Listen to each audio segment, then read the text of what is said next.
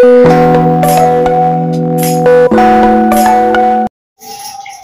నమస్తే అండి. ఈరోజు నేను టమాటా చిక్కుడుకాయ కూర తయారు చేస్తాను.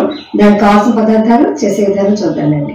చిక్కుడుకాయ టమాటా కూర చేసుకోవడానికి ముందు చిక్కుడుకాయలు సన్నగా చిన్న చిన్న ముక్కలు పీచు తీసేసుకుని ఒక 2 విజిల్స్ వచ్చేలాగా కుక్కర్లో పెట్టుకుని ఇలాగా చిల్లుల గిన్నెలో వాడగొట్టేసుకుని ఉంచుకోవాలి. చిక్కుడుకాయలు టమాటాలు చిన్న చిన్న ముక్కలు తరుక్కోవాలి.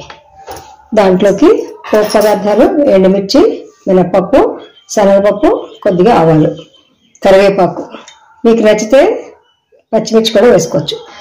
కూర అయినా పలచబడితే కనుక ఫైనల్గా కొంచెం శనగపిండి, కూరకు తగ్గట్టుగా కొంచెం పసుపు, ఉప్పు, పోపుకి ఆయిల్. మనం ముందుగా స్టవ్ వెలిగించుకుని బాండి పెట్టుకుందాం. చిక్కుడుకాయ ముక్కలు ఉడకబెట్టడం ఇంకా చూపించలేదు. ఉడకబెట్టడమే కదా కుక్కర్లో పెట్టి 2 విజిల్స్ రానిచ్చాను. ముక్కలు రెడీ అవుతాయి. ఒకసారి కూడా ఆయిల్, మనకి కలర్ కావాలన్నా కొంచెం కారం ఎక్కువ కావాలన్నా పొడి కారం కూడా వేసుకోవచ్చు. నూనె వేడెక్కింది. తీసుకున్న శనగపప్పు, మినపప్పు, ఆవాలు, ఎండుమిర్చి ఇవి వేసేస్తాం.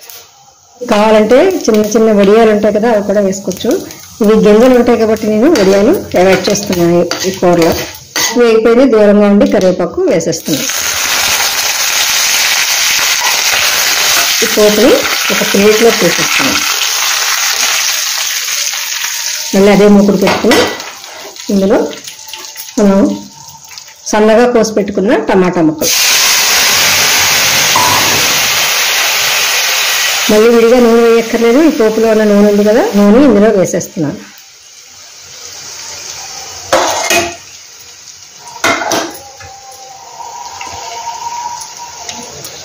ఒకసారి బాగా కలిపేసి బాగా మెత్తగా మగ్గనివ్వాలి. ఒకసారి చూద్దాం.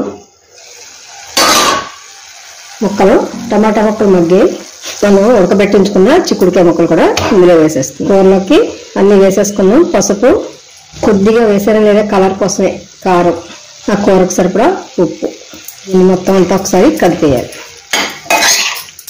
ఈ కూర చపాతీలోకి ఇంకా రైస్లోకి రెండింటికి బాగుంటుంది. ఇంకా ఒకసారి బాగా మగ్గనిద్దాం. ఒక్కొక్కసారి మూత పెట్టేస్తున్నాను.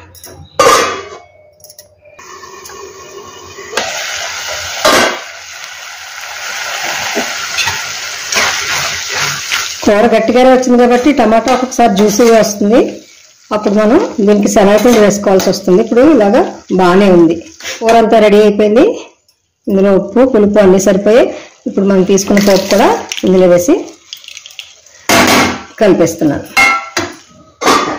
పోపు వేస్తే కదా ఒకసారి బాగా మగ్గనివ్వాలి.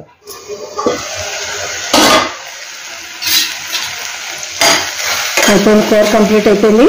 నేను డిష్ అవుట్ చేసేసుకోవచ్చు. స్టవ్ ఆపేసి వేరే గిన్నెలోకి మార్చేసుకోండి. ఎంతో రుచికరమైన చిక్కుడుకాయ టమాటా కూర ఇలా తయారు చేస్తాను. ఇది నా స్టైల్లో నేను ఇలా తయారు చేస్తాను. మీకు నచ్చితే కనుక తప్పకుండా ట్రై చేయండి. చాలా బాగుంటుంది. అన్నంలోకి చపాతీలో కూడా చాలా బాగుంటుంది.